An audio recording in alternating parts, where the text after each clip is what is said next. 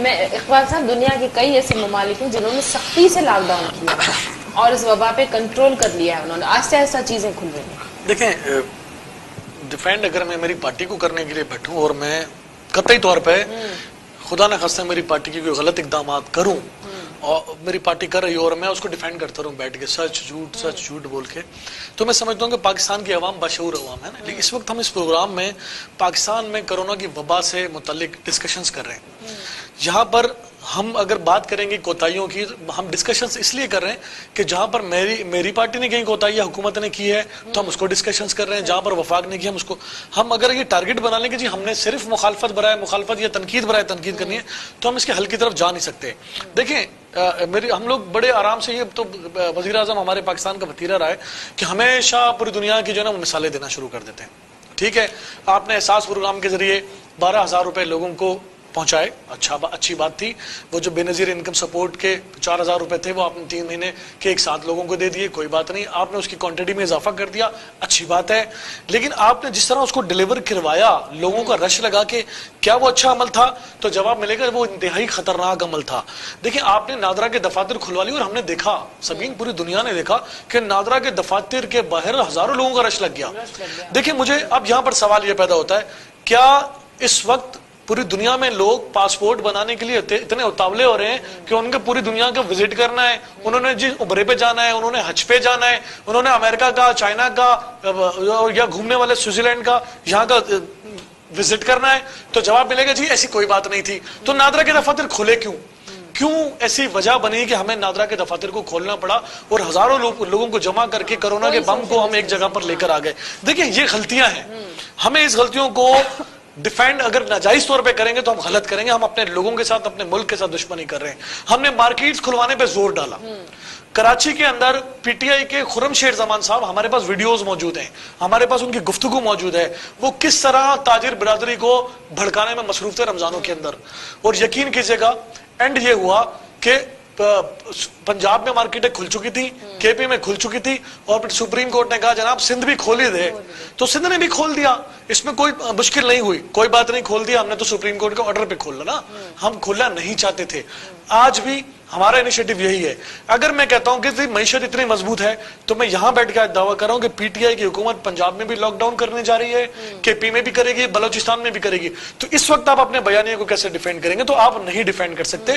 ہمیں اپنی غلطی کو ایڈمٹ کر لینا چاہیے کہ جناب ہمارا ڈیسیجن غلط تھا، لہٰذا ہم اس کو اب ٹھیک کرنے جا رہے ہیں۔ ابھی ٹائم ہے، ابھی بہت زیادہ جانے جو میری بہن دیکھیں، خرم شیر زمان نے ایک پریس کانفرنس، میں آپ کو ویڈیو دکھا سکتا ہوں، خرم شیر زمان نے ایک پریس کانفرنس میں کہا جناب ہمارے ملک میں، پوری دنیا میں WHO نے کہیں ڈکلیئر نہیں کیا کہ کرونا کی کوئی کیٹیگریز ہیں، A B C D کوئی کیٹیگریز ہیں، لیکن الحمدللہ پی ٹی آئی کراچی کے صدر خرم شیر زمان نے ڈکلیئر کر دیا کہ جو ہے کرونا جو ہے پاکستان کے اندر وہ C کیٹیگری والا ہے۔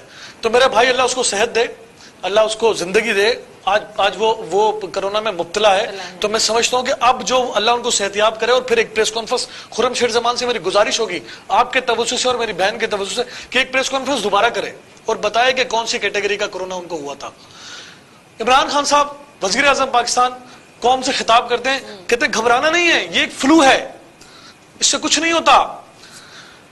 پھر دوسرا بیان دیتے ہیں یہ انتہائی خطرناک ہے، ہمیں اس پہ کیئر کرنی ہے۔ ہم میسج کیا دے رہے ہیں؟ ہم میسج یہ دے رہے ہیں کہ ہم پبلک میں جا رہے ہیں، ہم اپنی میٹنگز کر رہے ہیں، ہم ماسک نہیں لگا رہے۔ وزیر اعظم پاکستان، انہوں نے اب پچھلے 5-7 دنوں سے ماسک لگانا شروع کر دیا ہے تنقید کے بعد۔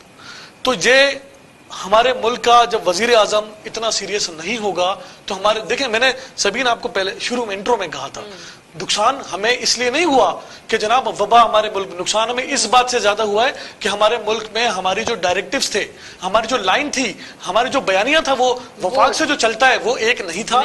وہ صرف اس لیے تھا کہ ہم نے پیپلز پارٹی سے اور سندھ حکومت سے لڑنا ہے، کرونا سے نہیں لڑنا، اور شاید ہمیں ایک نعرے نے اور نے مار دیا۔ میں ایز اے بحیثیت مسلمان مجھے لگتا ہے کہ ایک نعرہ تھا نا جی، ہمیں ڈرنا نہیں ہے، لڑنا ہے۔ دیکھیں ہمارا ایمان ہے بحیثیت مسلمان، بیماری، شفا، وبا یہ سب اللہ کی طرف سے آتی ہے اور اللہ تعالیٰ اس سے نجات بھی اللہ ہی دلاتا ہے۔ تو ہم یہ وبا آئی تھی ہم نے اس وبا کا مقابلہ یہ نعرہ لگا کے نہیں کرنا تھا, ہم نے احتیاطی تدابیر کر کے کرنا تھا, ہم نے اس کو امپلیمنٹ کر کے کرنا تھا, ہم نے اپنے لوگوں کو بچانے کے راستے بتانے تھے, ہم نے اپنے لوگوں کو اس کی سیریسنس کے بارے میں بتانا تھا. آپ یقین کریں کل شاہ زیب خانزادہ کے پروگرام میں نے ڈاکٹر یاسمین راشد کو سنا ہے, اس نے پتہ ہے کیا کہا ہے, آپ سنیے گا اٹھا کے کل کا شاہ زیب خانزادہ کا پروگرام. اس نے کہا جی لاہوری تو پتہ نہیں اللہ کی کون سی مخلوق ہے. اس نے کہا پاکستان کی, ابھی میری بہن نے بھی کچھ ملتی جلتی بات کی, پاکستانی عوام جو ہے وہ تو جاہل ہیں, کوئی بات سمجھتی نہیں ہے. نہیں آپ نے مطلب کوئی ملتی جلتی بات کی, عوام پہ ڈالنے کی کوشش کی جا رہی ہے, عوام پر ڈالنے کی کوشش کی جا رہی ہے. خدا کے لیے ہمیں ان سب چیزوں سے سچائی کے ساتھ نکلنا ہوگا. اس ملک میں اس وبا کا مقابلہ کرنے کے لیے نہ کریں یار, پیپلز پارٹی ہو سکتا ہے غلط کر رہی ہو, لیکن آپ پیپلز پارٹی کو صحیح راستہ آپ بتا دیں. پیپلز پارٹی اپنے موقف پر قائم ہے. اور آج آپ کو وہ بھی یاد ہو گئی, دیکھیں سبین, جب کراچی کے ایک ضلع میں ایسٹ کے اندر کچھ یوسیز پہ لاک ڈاؤن کیا, سیل کیا, اور آپ کو پتا ہے سیل کا آرڈر کیا اور اسی دن ہمیں آرڈر واپس لینا پڑا. اتنا پریشر ڈال دیا, اتنا پریشر ڈال دیا, اتنی تنقید کر دی. اب پورے ملک میں وہی سب کچھ ہونے جا رہا ہے. تو آپ اس کو کیا نکالیں گے؟ ہمارے انیشیٹو ٹھیک تھے نا. آپ ابھی لاہور بھی بند کریں گے, نابی سے کہہ رہا ہوں آپ کو, آپ پشاور بھی بند کریں گے, اور آپ تینوں صوبوں میں لاک ڈاؤن لگائیں گے, پھر آپ اپنے بیانیے کو کس طرح ڈیفینڈ کریں گے, مجھے نہیں سمجھ آتی. لیلا ہاسپٹلز کے حوالے سے اگر بات کریں, 3 ہاسپٹل